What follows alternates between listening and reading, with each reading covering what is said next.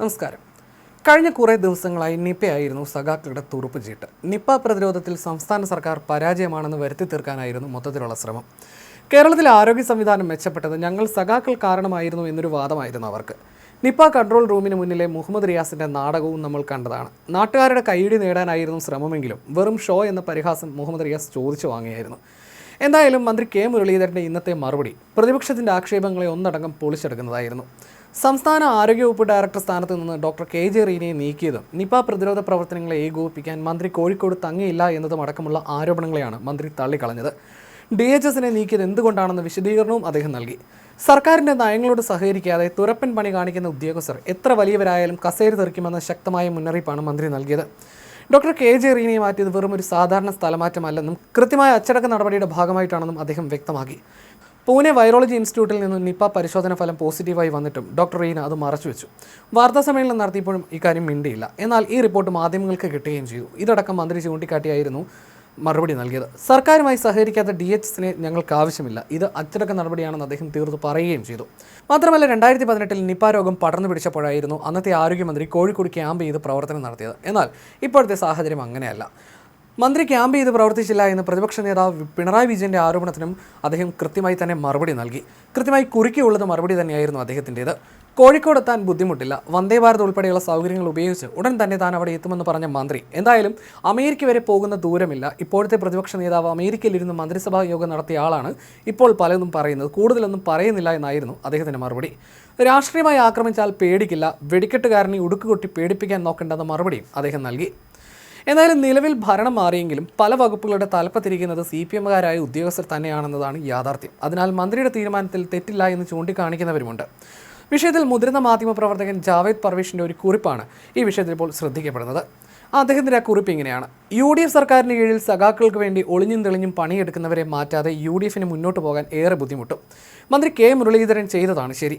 സർക്കാർ സത്യപ്രതിജ്ഞ ചെയ്ത് 2ാം നാൾ മാറ്റേണ്ടതായിരുന്നു ആരോഗ്യവകുപ്പ് ഡയറക്ടറെയും മറ്റും. കമ്മിസം ഒരു രോഗാവസ്ഥയല്ല, രോഗം തന്നെയാണ്. പ്രൊപ്പഗണ്ടയുടെ വിളനിലമായിരുന്നു കേരളത്തിലെ ആരോഗ്യരംഗം. കണക്കുകൾ ഒളിപ്പിച്ച് വർഷങ്ങൾ കൊണ്ട് ആരോഗ്യമേഖലയുടെ പിന്തുണയുൾപ്പെടെ കേരളം ആർജിച്ചെടുത്ത ആരോഗ്യ സംവിധാനങ്ങൾ ഉലക നായിക ടീച്ചറമ്മയുടെ ക്രാന്തദർശിത്വത്തിൽ വിരയിപ്പിച്ചെടുത്തതാണെന്ന വ്യാജ പ്രചാരണം. അതിനായി ഫീച്ചർ എഴുത്തുകാർ, വാഴ്ത്തുപാട്ടുകാർ, വിദേശ സർവകലാശാലകളിൽ ഫേക്ക് പഠിപ്പിക്കൽ, PR, സന്ദർശകർക്കുള്ള പലകലോക അവാർഡായുള്ള തള്ള്, ടീച്ചറമ്മ ഉദ്ഘാടനം ചെയ്ത ഈ തരികിട ടെംപ്ലേറ്റ് പിന്തുടർന്നതാണ് പിണറായി വിജയൻ്റെ ദയനീയ പരാജയത്തിന് കാരണം. കേരളത്തിലെ ആരോഗ്യരംഗത്തും ഈ മാഫിയവൽക്കരണമുണ്ട്. അല്പജ്ഞാനികളായ അന്തങ്ങൾ WHO DGയായി വേഷമിടും. ഒപ്പിട്ടാൽ സ്പെല്ലിംഗ് മിസ്റ്റേക്ക് വരുത്തുന്നവളും സൗമ്യ സ്വാമിനാഥനായി സ്വയം കരുതും. കേരളത്തിലെ ചില മെഡിക്കൽ കോളേജുകളിൽ ഈ കൊട്ടേഷൻ ഗ്യാങ് ചെയ്യുന്ന കൊടും അഴിമതിയെക്കുറിച്ച് വൈകാതെ വിജിലൻസ് അന്വേഷണം ഉണ്ടാകും. ഇത്തരം കീടങ്ങളെ കുരുടാനടിച്ച് പുറത്താക്കാൻ സമയമെടുക്കുന്നത് കൂടുതൽ ദുരന്തങ്ങൾക്ക് കാരണമാകും. ഗവൺമെൻറ് സ്പെഷ്യൽ പ്ലീഡറുടെ നിയമനത്തിൽ പറ്റിയ വീഴ്ചയും മറ്റും സർക്കാരിൽ പറ്റിക്കൂടിക്കിടക്കുന്ന അന്തശല്യത്തിൻ്റെ തുടർച്ചയാണ്. കഴിഞ്ഞ സർക്കാരിനെ സുഖിപ്പിച്ച IASകാരിൽ പലരും, ഉദ്യോഗസ്ഥരിൽ പലരും ഇപ്പോഴും പ്ലം പോസ്റ്റുകളുമായി തുടരുകയാണ്. ഇതിൽ ചിലർക്ക് വരും ദിവസങ്ങളിൽ മാറ്റമുണ്ടാകുമെന്നാണ് അറിയുന്നത്. പക്ഷേ അതുവരെ ഇവരുണ്ടാക്കുന്ന തുരപ്പൻ പണിയുടെ ആഘാതം ചെറുതല്ല. ഒരു പ്ലീഡറെ ചുമതലപ്പെടുത്തുമ്പോൾ ചെയ്യേണ്ട ബാക്ക്ഗ്രൗണ്ട് വെരിഫിക്കേഷനിൽ പോലും വെള്ളം ചേർത്തവരാണിവർ. തന്ത വൈബിൽ നിന്ന് പുതിയ ലോകത്തേക്കുള്ള രാഷ്ട്രീയമാണ് VD സതീശൻ്റേത്. രാഹുൽ ഗാന്ധിയുടെ രാഷ്ട്രീയത്തിൻ്റെ തുടർച്ചയാണിത്.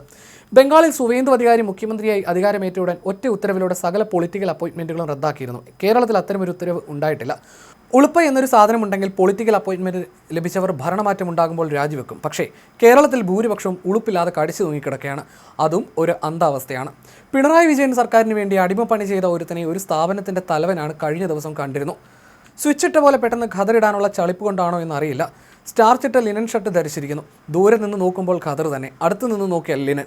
താനൊരു കിടിലൻ പ്രൊഫഷണലാണെന്ന് കാണിക്കാനുള്ള തത്രപ്പാടായിരുന്നു സംസാരിച്ച 5 മിനിറ്റും പൂർവ്വകാല അന്തത്തിന്. മുറി ഇംഗ്ലീഷ് അനർഗളം പ്രവഹിക്കുന്നു. 10 വർഷത്തെ അന്ധവൽക്കരണത്തിൽ നിന്നും സർക്കാർ മെഷീനറി മോചിതമാകാൻ ഏറെക്കാലം എടുത്തേക്കും. അന്തങ്ങൾ ഉണ്ടാക്കിയ ശീലങ്ങളിൽ നിന്ന് മാറാനും സമയമെടുക്കും. നാളെ നിപ്പ രോഗം അതിൻ്റെ രീതി പോലെ കെട്ടടങ്ങും. അന്ന് മുരളീധരൻ നിപ്പയെ അടിച്ചു പരത്തിയെ, മോന്തക്കുറ്റിക്ക് അടിച്ചു ചളുക്കിയെ എന്നെല്ലാം സീസറമ്മ സ്റ്റൈലിൽ ഉളുപ്പില്ലാതെ പാടാതിരിക്കാനുള്ള സാമാന്യബോധം എല്ലാവർക്കും ഉണ്ടാകട്ടെ എന്ന് ദൈവത്തോട് പ്രാർത്ഥിക്കുന്നു. സാമാന്യബോധമുള്ള ഒരുത്തനും രോഗപ്രതിരോധത്തെ വാർ മെറ്റഫർ ഉപയോഗിച്ച് സംസാരിക്കില്ല.